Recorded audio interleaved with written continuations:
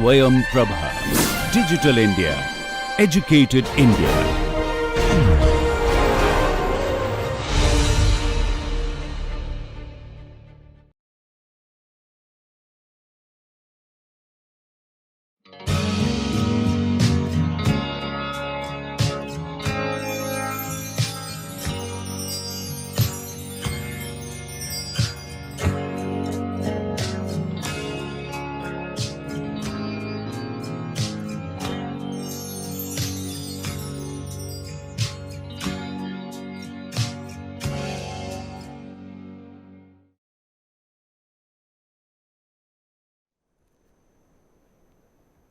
Hello and welcome to week 7 and lesson 3 of the NPTEL MOOCs course on development research methods. Continuing with the operationalization aspects of development research methods, in today's class let us discuss about gender analysis and some of the gender sensitive indicators which have these days become integral to development studies and development studies research. Now let me begin by saying with the help of this slide here that the theoretical perspectives on women today have changed in a number of ways and influence development cooperation with methodological implications for how women in development and gender relations are addressed in development studies. Some of the examples of how these theoretical perspectives have changed are showing on your slide now. For example, we have moved from an undifferentiated population of women to the relationship between men and women, that is from women in development to gender perspectives, which incorporate social relations and differentiation between women and men and between women. So, which means that not all women and nor all men are equal. Similarly, we have also moved from the single role of women as reproducers to the triple role of women, that is with roles of reproductive, productive and community managing work. We have also moved from different approaches which I will elaborate in small details subsequently. We have moved from the approaches of women in development to gender and development, and therefore from practical gender needs to strategic gender needs. We have also moved from women seen as victims to women seen as actors and agents, from a top down to a bottom up perspective, and the unit of analysis has changed from an emphasis on the individual woman and the household to socially and ethnically distinct groups of women and men and the relations between them. So, given this context, in today's class we will look at some of the issues surrounding the operationalization issues surrounding gender analysis, or when we make gender analysis integral to our development research question. So, what we will cover in today's class is as follows. We will first look at what does this movement from women in development to gender mainstreaming, gender equality or gender and development mean. We will also look at gender analysis and some of the approaches to gender mainstreaming. Although I will not go into the details of gender mainstreaming, many of these things have been covered in some of the earlier MOOCs courses. For example, students interested might like to go through some of the lectures on the NPTEL MOOCs course on growth and development, which has elaborate discussions on gender budgeting and gender mainstreaming and so on. In this class, we will also highlight on some of the gender sensitive indicators surrounding the issues of poverty and power, and also look at some of the contesting perspectives with respect to mainstreaming and women's empowerment. Now, let us first try and understand this movement from women in development to gender mainstreaming. Now, over a period of time, there have been changing approaches to women in development, and this has been illustrated through an interdependence between various theories and methods in research. For example, the UN system has promoted gender issues through global summits in gender policies, gender training materials and so on. There has been a large contribution, significant contribution of various gender analysts and feminist researchers.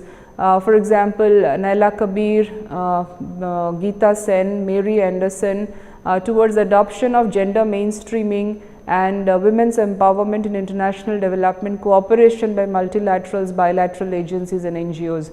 Now, it is here that let me also give you a sense of what does this movement from women in development to gender and development approaches mean. There is plenty of literature in this area now, WID to GAD. Now basically in the 1960s and the 1970s, a number of literature came out which talked about the prevalence of poverty among different individuals across the world, or the population that is inhabiting in poverty. And it was found that a large sections of the population, if we enter into a gender disaggregated analysis with regard to poverty, it was found that more women than men were found to be living in an impoverished stage. And therefore, there came in a concept which was referred to as feminization of poverty, and also it was also found that more women and children were in impoverished state than men in poverty, and therefore various associated concepts came in with regard to intra-household distribution of resources, and whether household as a unit of analysis should be taken up for further research, or we should focus on individuals as a unit of analysis, such that the intra-household distribution of resources can be properly captured in development research questions. Now, it is during this time that various feminists and various other agents of development, international development agencies, came up with the concept of women in development, therefore focusing on welfare programs and various other interventions that could lead towards bringing or pulling women out of the situation of impoverishment.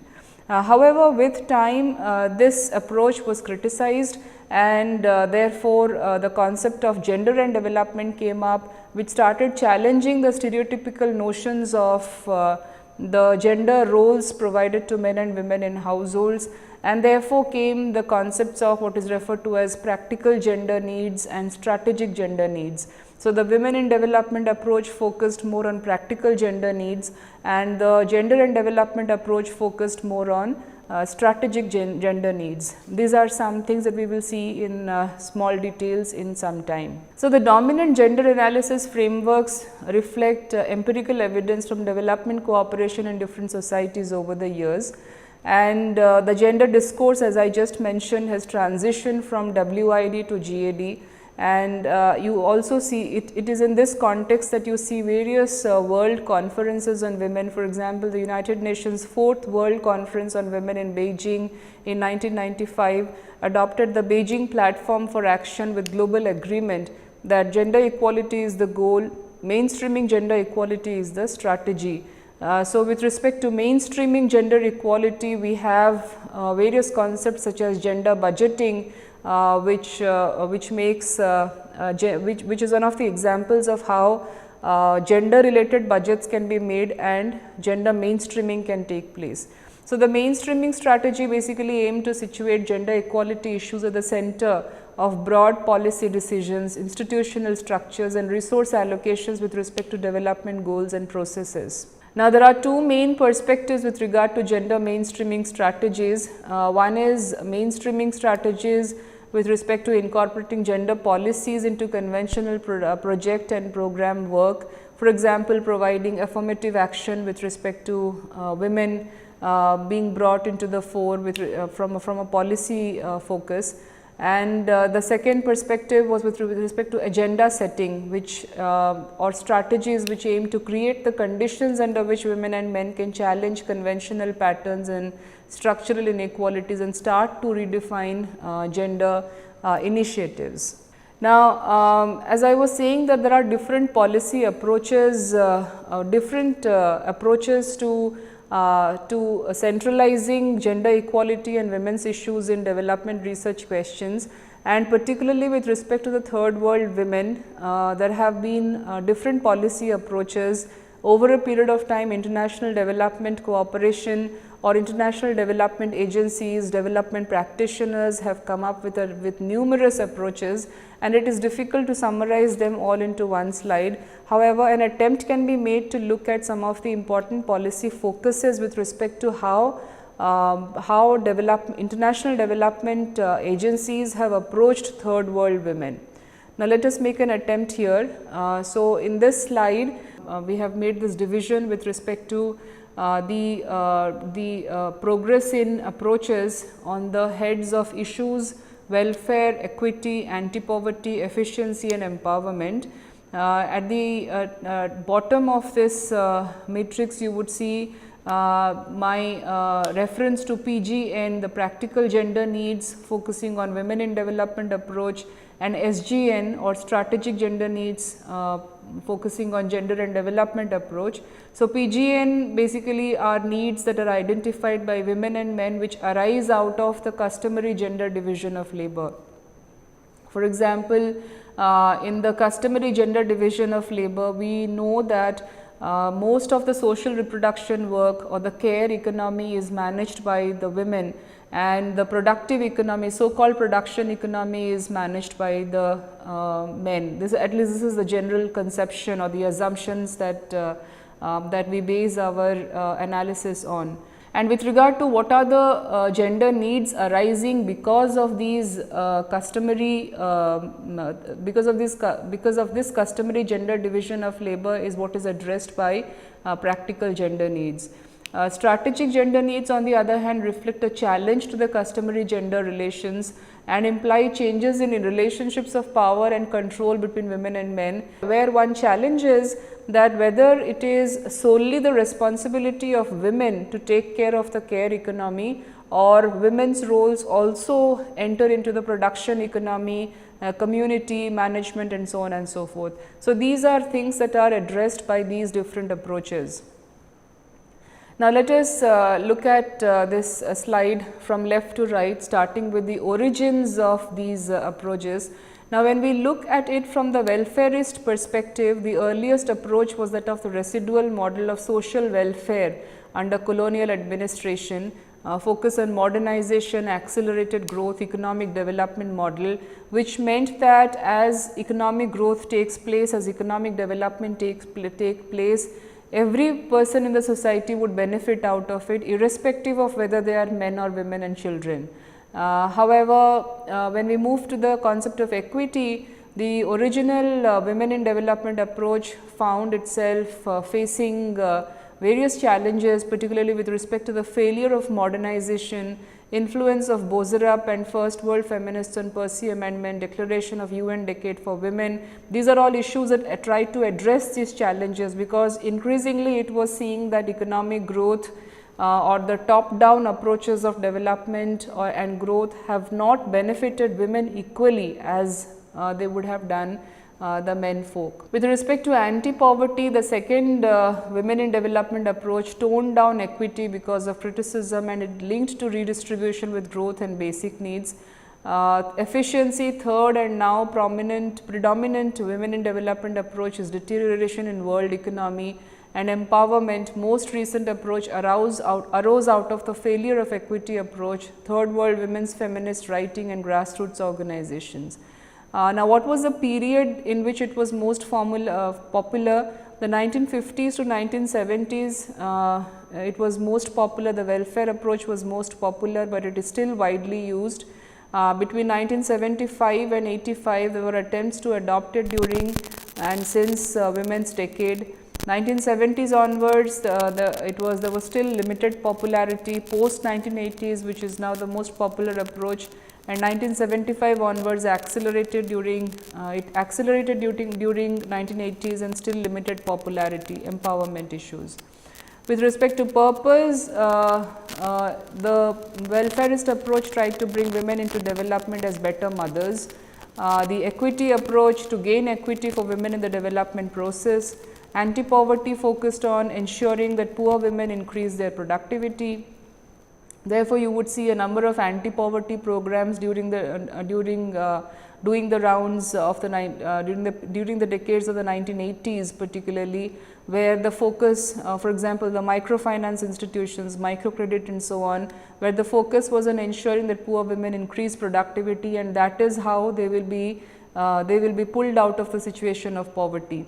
Efficiency to ensure development is more efficient and effective, and empowerment to empower women through greater self-reliance. With respect to the issue of needs of women met and roles recognized, so to meet practical gender needs in reproductive role, The welfareist tradition focused on meeting practical gender needs in reproductive role, relating particularly to food aid, malnutrition and family planning. The equity approach focused more on strategic gender needs in terms of triple roles, directly through state top-down intervention, giving political and economic autonomy by reducing inequality with men. Anti-poverty tried to meet practical gender needs in productive role to earn an income, particularly in small-scale income-generating projects. The efficiency approach tried to meet practical gender needs in context of declining social services by relying on all three roles of women and elasticity of women's time, and therefore, there was a lot of focus during this period, the early 1990s, on time burden, time poverty, time use surveys and so on. And with respect to empowerment, there was an effort to reach strategic gender needs in terms of triple role, indirectly through bottom up mobilization around practical gender needs as means to confront oppression. So, this is basically a very a complex framework within which this needs to be analyzed, but this is how in very crudely put, various approaches with respect to women in development and gender and development has progressed over the period of last 3 or 4 decades. Now, let us come to the issue of gender analysis and approaches to gender mainstreaming. Now, what is the purpose of gender analysis? Let us begin with this question. The purpose of gender analysis is to understand the mechanism underlying both dominant development problems and policy, program and project interventions in terms of their implications for women and men and for the relationship between them.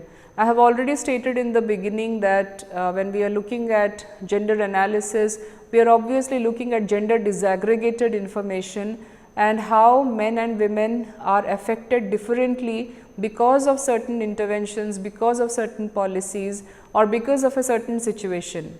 So, now let us have a look at what are the gender mainstreaming elements. They may be summarized as follows. They are showing on your slide. So, some of the elements are as follows. One is clear policies and priorities of goals at the national and intervention levels.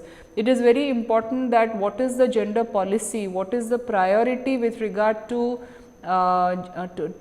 different sexes is made very clear. The agenda is set at the national level and also at the international levels. For example, with respect to nutrition, it is often considered to be the prerogative of women as to whether their children are well fed and schooled or not. And therefore, you would see that I have taken numerous examples of complementary feeding practices all throughout this course, and you would see that the focus mostly is on women. If women are better educated, children are better nourished and so on. So, this is the link that is established, which means that women's role or prerogative with regard to their existence in the care economy is again reinforced by the fact that children will be well nourished only if women are well educated. So, and therefore, at the policy level, now this is a stereotypical assumption that is made with respect to women, but at the policy level, that means the agenda is fixed, that the focus on women or the priority with regard to the goal of better nutrition among children also means that girl children should go to school so that they can be better mothers. Now, irrespective of whether we agree with this notion or not, but this is how the national agenda is fixed. Secondly, gender mainstreaming strategies and gender analysis methods, a reasonable level of gender analysis specific to an intervention, one or more clear goals relating to changes in gender equality, some means of monitoring and reporting on the changes in gender equality with identifiable link to intervention, dialogue between a development agency and its partners, civil society organizations, etc. Some of the other elements here are C, resources and capacity, that is again very important. So, human resources, gender equality training, gender analysis tools. So, with respect to human resources, we have internal or they may be internal or external to an organization, making optimal use of national, local gender expertise. When I am referring to gender expertise here, or human resources internal or external to an organization, when designing policy interventions with respect to, let us say, nutrition, while on the one hand the framework is very important, what is the framework that we are following at the national level so as to meet the outcomes of nutrition among children, nutrition among mothers or women and so on, whether we are looking at women only as mothers or whether we are looking at women also as individuals, also sets the context of the nutrition policy. Now, if the focus is entirely on ensuring that children are well fed, children are well nourished, because children are the ultimate resources for the economy in future, and we are a growing economy, and therefore we must have well fed and healthy children.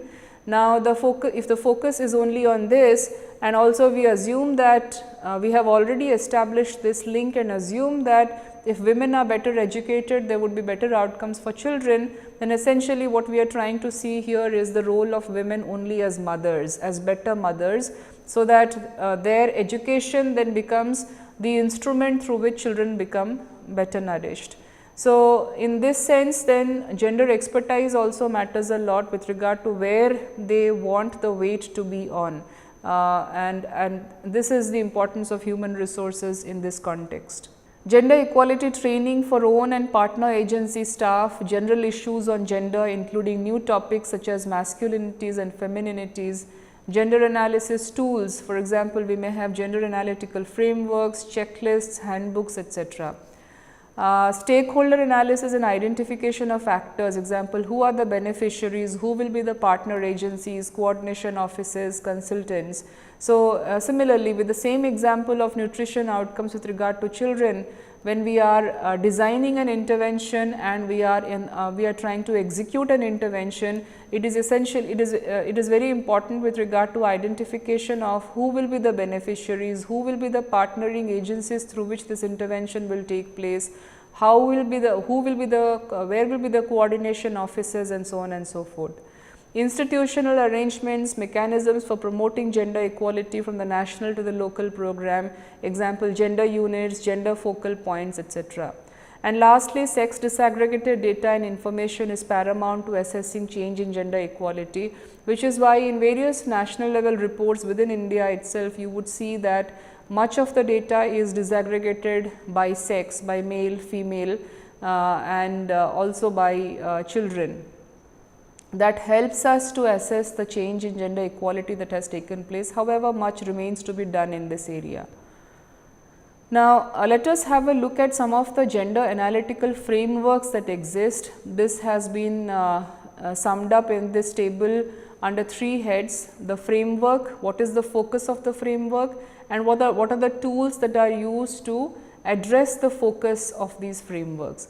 For number 1, these are just a few examples. I am sure there are a number of more frameworks that have been added to such analysis with time, and that the students may also consider.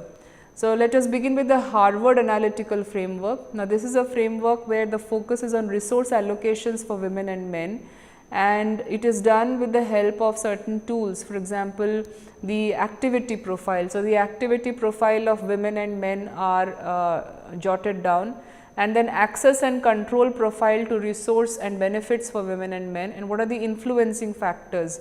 These are jotted down, and then an analysis is done with respect to resource allocations for women and men. Another framework is people oriented planning. Now, this is basically an adaptation of the Harvard analytical framework for use in refugee situations, and the tools are refugee population profile and context analysis, activities analysis, which is more or less the same similar tool that is used in the Harvard analytical framework, use of resources analysis and adaptation of Harvard tool 2, which is access and control profile, women's socio-political profile compared to men's, and so on. You also have a Moser framework where the focus is on 3 concepts: women's triple role, which is the reproductive or what I am referring to as social reproduction or the care economy, the productive and the community work. So, women, when they are involved in the care economy, referred to as social reproduction. Women when they are involved in production of or the productive economy, let us say in agricultural commodities or in small scale industry and so on, and women involved in community management or community work. So, this is what we are referring to as the women's triple role. And what are the tools that help us analyze these concepts? Gender roles identification, the triple role, gender needs assessment, disaggregating control of resources and decision making. We also have gender analysis matrix, where the focus is on determining the different impact development interventions have on women and men. So, here the analysis of 4 levels of society, which means that we are carrying out the analysis of interventions on the impact that the interventions have on women, men, household and the community. Analysis of 4 kinds of impact through labor, time, resources, socio-cultural factors. We also have capacities and vulnerabilities analysis framework. Here the focus is to help in planning aid in emergencies and to meet immediate needs, and the tools are categories of capabilities and vulnerabilities, additional dimensions of complex reality. Similarly, the women's empowerment framework, here the focus is on analyzing equality by sectors, but concentrates on separate areas of social life. So, measuring levels of equality, women's empowerment. Social relations approach, here the focus is on analysis existing gender inequalities in distribution of resources, responsibilities and power. And the framework is for conceptualizing, the tools used are frameworks for conceptualizing, studying and implementing empowerment, Sen inspired framework, ability to exercise choice, resources, agency and achievements.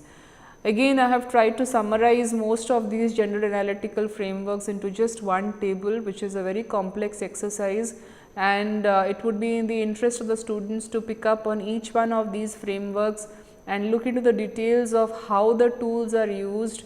I have provided references at the end of this lesson, which can be used by the students to look up each of these frameworks and see which of these frameworks are more suitable for your area of research.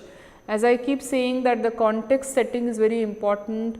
If you go back to the previous classes, you would see that the world views are very important. So, considering the world view that you are coming from and the context that you are working in, setting up your agenda of your research becomes very important in deciding which framework you would like to choose. Just to give you an example of the nutrition story that I have been talking about, from these frameworks that I have, I might want to use the gender analysis matrix, because I want to look at the impact of labor, time, resources and socio-cultural factors that contribute to the nutrition of children or the growth and monitoring of children. Similarly, I might also want to look up activity profile of the men and women in my study area that contributes to nutrition among children or malnourishment among children, and I might also want to look up the social relations approach. So, depending upon the story that you want to come up with when you are following your development research question, you might want to combine many of these analytical frameworks also. However, caution must be exercised with regard to how these mixing of analytical frameworks take place, because often the agenda behind these conceptual frameworks also are very different, and we may not want to combine frameworks which have contesting and contrasting agendas. It is also true that there are various stereotypical assumptions about women's position in society and in the household, and this is largely prevalent in the area of development cooperation and international development. Now, and often when we are carrying out a gender analysis, it becomes very important to challenge these gender stereotypes. Now, let us have a look at some of the gender stereotypes that are widely prevalent in among the gender analysts, or also among the international agencies, international development cooperation practitioners and so on and so forth, and how and what are the methodological challenges that we face because of these assumptions, because of the stereotypical assumptions there. So, this slide here shows you the challenging stereotype assumptions made by planners about the household. Often when we talk about the household with respect to the structure of low income households, the assumption that is made is that it is a nuclear household. You have a male head of the household, a female head of the household and the children. Therefore, most household surveys also have this question that who is the head of the household, while the assumption often in the case of third world countries is also made that the head of the household has to be a male head of the household, but it need not necessarily be so. But these days many surveys have started making started disaggregating this information by asking male head of the household and female head of the household. But again there are certain stereotypical assumptions here, because we assume as a given that India has moved far ahead over the period of last 3-4 decades, and therefore all families in this country are nuclear, but it need not be so. So, one of the first assumptions with respect to the household, particularly in the context of structure of low income households, is the nuclearity of the assumptions. And there are the empirical and methodological challenges that we face is high proportion of other household structures exist, for example, extended families, women headed households and so on. So, the question that arises is that when we are speaking with respect to policy interventions or welfare interventions trying to reach certain goals, we have goal oriented objectives with regard to nutrition outcomes, let us say, or health outcomes or education outcomes, and we have started with the assumption of a nuclear family, then how are we dealing with the problems, or how are we addressing the problems of other kinds of families which may also have a very high proportion of existence. So, second is with regard to the organization of tasks in the household. The assumption usually is that man is the breadwinner and the woman is a housewife, whereas you would see that women and men are involved in different roles depending on the gender division of labor in the context, and women particularly have multiple roles because of the reproductive, productive, community managing and community politics roles. Therefore, the very stereotypical and traditional notion of man as a breadwinner and woman as a housewife, when we start with this assumption and then when we collect the data and enter into our analysis, we face roadblocks, because we would see that there are multiple roles that both men and women play in their daily lives, and therefore, that needs to be contextualized in the case of the research question that you are following. Similarly, the issue of control of resources and decision making in the household. Now, often the assumption is that there is equal access to resources, there is harmonious gender relations in the household, and the household is therefore treated as a unit. Most socioeconomic surveys in the developing countries context, you would see, also in the context of the developed countries, you would see household is taken as a unit of observation. Most national level survey agencies, including the National Sample Survey Organization and so on, also collect data at the household level, and the assumption here is that and why would one collect data at the household level, because the assumption here is that resources are all equally distributed across all members of the household. But if that is so, then why is it that the so-called dependent members of the household, most particularly women and children, always get an unfair deal vis-a-vis the male members of the households? So, the challenges that we face are often there is unequal access to resources for different household members, gender relations are often conflicting, and therefore, there is a need for disaggregation of the household.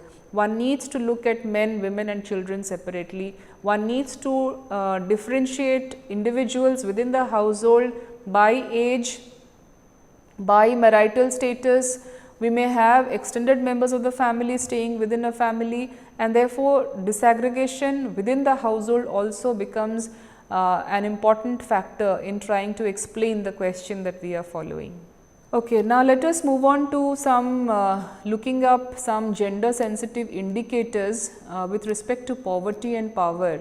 Again, here I will not enter into the details of these indicators, I will only flag off or mention the names of some of these indicators, and let me also inform that the details regarding these indicators are all available in public forums these days. They are very easily accessible, and students who are interested in looking up into the details of each of these indicators can very well look into by going through the references that I have mentioned at the end of this course. So, disaggregating core human development indicators by sex and composing various gender related indices. I have just mentioned that sex disaggregated data or gender disaggregated data becomes very important because there are challenges, empirical and methodological challenges to these assumptions that we stick on to. So, in this context, various gender related indices have already come up. For example, one of the most famous ones is the UNDP's Human Development Report guided GDI or the Gender Related Development Index, and in similar lines we have various other gender indices. Apart from GDI, we have gender empowerment measure, which used to be there earlier and these days have been overridden by the gender development index. You have gender inequality in education, gender inequality in economic activity, work burden and time allocation, women's political participation and so on. Work burden and time allocation has come to the center of much analysis, where the focus is on time poverty and how much time women and men spend on leisure and how that affects their levels of health and nutrition and education and overall conditions of living and so on. Work on a gender informed poverty analysis is prompted by ongoing work to monitor the erstwhile Millennium Development Goals and now the Sustainable Development Goals, and various poverty reduction strategy papers have come up. In order to integrate gender into poverty diagnostic stage of the poverty reduction strategy, it is a step to generate data on 4 dimensions of poverty. Opportunity, what are the opportunities that women have, what are the capabilities that women have such that they can be actors in the development space, or they can be agents of development in the development space. Security, empowerment. A study of gender dimensions of poverty and their measurement would also help us inform an ongoing non-conclusive debate on the relationship between poverty and gender inequality. Now, the required studies both at the macro and micro level are difficult to undertake, as access to documentation of gender disaggregated contexts is rather limited, and the shifting policy approaches to women in development reflect contesting perspectives of what are relevant gender sensitive or women specific interventions. When it comes to understanding power and power relations between women and men, the influential analysts in the context of developing countries particularly are Naila Kabir and Joe Rollins, and it will be interesting to look up their work for the sake for the research work of our students here. Now, there are different forms of power obviously in order to understand empowerment. Some of the very important ones cited that I have cited here from Rowlands are power over what, power to, power with, and power from within. So, power over which is basically talking about controlling power, which may be responded to with compliance, resistance or manipulation. Power to, generative or productive power, which creates new possibilities and actions without domination. Power with, which is a sense of the whole being greater than the sum of the individuals. Power from within, the spiritual strength and uniqueness, its basis is self acceptance and self respect. So, there are 3 dimensions to exploring empowerment: personal, relational, collective. Personal power, you could talk about women's autonomy within the household, women's decision making powers within the households. Relational, women's decision making power with respect to men, women's decision making power in a certain household with respect to women's decision making power in some other households, because of the differences in power and position, privileges across households. And collective, where for example, women's collectives coming together and then carrying out certain interventions within the community, and how that leads to different degrees of empowerment. These are some of the dimensions of poverty and indicators that can address these dimensions of poverty and the measurements. This is a very useful classification that can come in handy for people who are interested in gender analysis of the research question. So, the dimension of opportunities, the indicators are time budget and time poverty, employment and labor force participation, capital and assets. The measurements that we follow are usually based upon household surveys, focus groups and direct observation methods, household and labor market surveys, household surveys, records of credit and finance institutions for capital and assets. For the dimension of capabilities, the indicators are demographic indicators, for example, infant mortality, life expectancy, etc., education, health and nutrition, qualitative indicators of capabilities, culture, freedom, autonomy. So, these demographic indicators basically tell us how, because they build capabilities of being able to access information, access resources. If you are alive, you are able to access resources. If you are better educated, you are able to get a job. If you are healthy, you are able to grow your own food. So, therefore, these are certain indicators that can help us measure capabilities of men and women within the gender space that we are studying. And the measurements can range from household and health surveys, clinic records, anthropometric studies, national and sectoral statistical records, school records, health and nutrition data can be taken from household surveys, school records, qualitative indicators of culture, freedom and autonomy can be done through focus group discussions, participant observations, national quality of life surveys and so on. Similarly, with respect to the dimension of poverty on security, the indicators could be economic vulnerability, which can be measured through household surveys, focus groups, PRAs, such as timelines and periods of stress and diaries.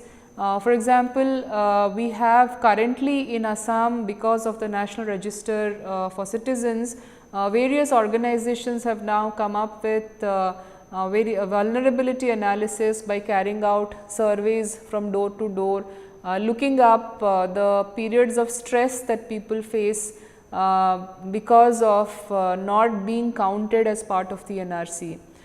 Similarly, exposure to violence, this can be done through focus groups, participant observations, case studies, social capital, household surveys, inter-household and transfer studies and so on. Empowerment could be with respect to political empowerment or control over household resources, what I was referring to as autonomy of women within the household.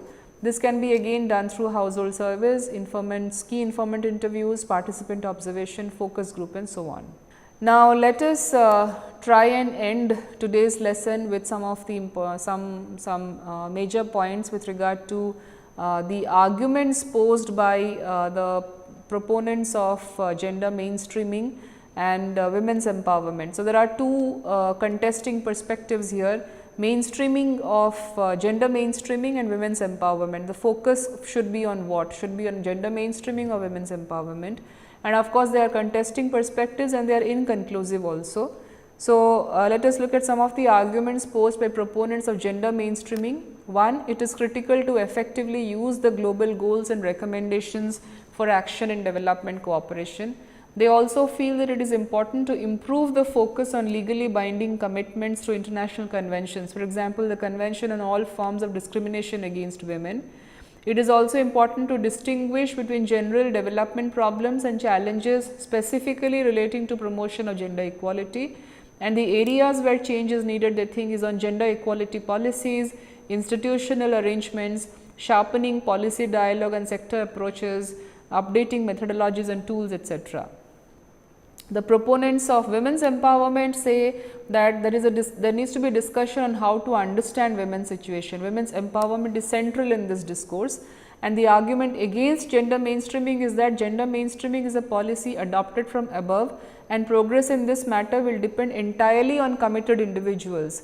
If in the hierarchy of people who want to mainstream gender or mainstream gender agendas, if the people themselves in the hierarchy are not committed to this, then it will never happen, and therefore they posit women's empowerment as a contesting idea with respect to gender mainstreaming. And many of these arguments hold true, particularly if you look at the gender budgeting exercises that take place, where often the gender budgeting exercises are either half-hearted or not done very systematically. Similarly, gender agenda is often sidelined as a result of ambiguous strategies with particular implications for women's empowerment, and therefore, this discourse represents different theoretical and political points of departure and structure and agency play a very important role here. I will end today's lesson with Naila Kabir's conceptualization of empowerment that is showing on your slide here. As I have said, structure and agency play a very important role. Now, Kabir's conceptualization of empowerment suggests that it can reflect change at a number of different policy levels. So, you have deeper levels, which is structural relations of class, caste, gender. There are intermediate levels, which is institutional rules and resources, and immediate levels, individual resources, agency and achievement. Kabir takes example of the Egyptian researcher Kishore, who has used national data to explore the effects of direct and indirect measures of women's empowerment on two valued functioning achievements. One is infant survival rates and infant immunization. Since women bore primary responsibility for children's health, she hypothesized that their empowerment would be associated with positive achievement in terms of health and survival of their children. So, her analysis relied on three categories of composite indicators to measure empowerment. One was direct evidence of empowerment, second was sources of empowerment, and third was a setting for empowerment. So, these can be summarized as is showing on your slide here, together with the variables which had greatest weight in each indicator of empowerment. So, the indicator direct evidence of empowerment, the variables with greatest weight are devaluation of women based upon the reports of domestic violence, dowry paid at marriage, etc. Women's emancipation, example belief in daughters' education, freedom of movement, reported sharing of roles in decision making, egalitarian gender roles, egalitarian decision making, equality in marriage, for example, fewer grounds reported for justified divorce by husbands, financial autonomy or currently controls her earnings. Similarly, sources of empowerment, the variables with greatest weight can be participation in the modern sector, example index of assets owned, female education. You could also add land titles to it, particularly let us say in the Indian context, you could add land titles in the name of women. Lifetime exposure to employment, whether the women in question worked before marriage, whether they are working after marriage, controlled earnings before marriage, after marriage. Setting indicators, the variables with greatest weight are family structure, amenable to empowerment, marital advantage, traditional marriage. With respect to family structure amenable to empowerment, example does not now or previously live with in-laws, marital advantage, small age difference between spouses, chose husband, whether the woman concerned had some autonomy with respect to the choice of the spouse that is being made, traditional marriage, whether there are large educational difference with husband or did not have any autonomy with respect to the choice of husband. So, the results of a multivariate analysis found that the indirect source or setting indicators of women's empowerment had far more influence in determining the value of her achievement variables than the direct measures. It was found with the help of a multivariate analysis that these are the indicators which seem to have a very important influence in determining the value of her achievement variables. There may be several explanations which are beyond the scope of today's lesson for explaining how and why these the setting indicators had more influence on the nutrition indicators than others, and this can be explored in more detail by the students by linking up all of these information that I have provided with the help of this class, because these are at the central, these issues are at the center of operationalizing these concepts in this entire question with respect to development research and how we analyze them, keeping in mind the context setting, the agenda setting and the world views that we have been discussing so far. So, let us end today's class with these references that I have used for this lecture. The primary material for this class came from Britha Mickelson's Methods for Development Work and Research. This is a highly recommended book for any student who wants to look up more issues on operationalizing development research methods. However, I have also added on materials from Naila Kabir, for example, where she talks about resources, agency, achievements and reflections on measurement of women's empowerment. You are also requested to go through the references by Joe Rowland on empowerment, questioning empowerment, and for a comprehensive literature on the topics covered in this lecture, I also suggest that students go through the reference list of all the above cited papers. I hope you have got some information about how to operationalize gender issues when pursuing your development research question. However, this is an inconclusive lesson in the sense that it is not possible for us to cover all of those topics in this class. However, those interested may put up questions on the portal which I will take up. Thank you and see you in the next class.